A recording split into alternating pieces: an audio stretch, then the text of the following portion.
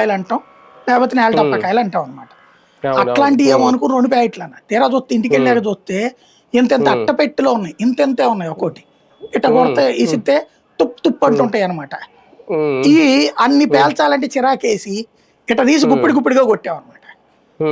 అవి అందులో కొన్ని పేర్లే కొన్ని పేర్ల తర్వాత దాని మీద నడుస్తుంటే టప్ టప్ టప్ వెళ్తున్నాయి అనమాట. అట్లాగా ఇప్పుడు 100 బాంబులు వేస్తే వీళ్ళ మీద 100 రాళ్ళు వేస్తే 10 క్లిక్ అవుతున్నాయి వీళ్ళకి. ఈ 10 చాలు, అవతలడు ఒక్కడ కూడా చేయలేకపోతున్నాడు వీళ్ళ మీద. అందులో భాగంగా చేస్తే ఈ వాళ్ళది పాపం ఏదో 1 క్లిక్ అవుతున్నట్టుంది ఈ మధ్యన.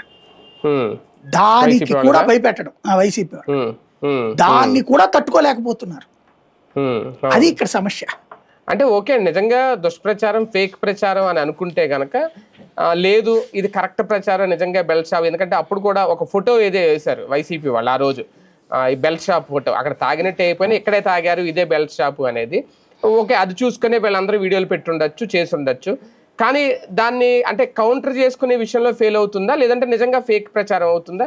ఫేక్ ప్రచారం కాకపోతే ఈ పాటికి దాన్ని చూపించుకోవాలి కదా వీళ్ళు. ఎక్కడ ఫెయిల్ అవుతున్నారు వైసీపీ? అంటే ఏం చెప్తారు దాంట్లో? ఇప్పుడు ఈ సీసీటీవీ ఫుటేజ్ ఇచ్చారు కదా, ఆ ఏరియా సీసీటీవీ ఫుటేజ్ ఏమైనా ఇచ్చారా బయటికి? లేదు. అంటే బెల్ట్ షాప్ దగ్గర, అంటే బెల్ట్ షాప్ దగ్గర సీసీటీవీలు ఉంటాయా?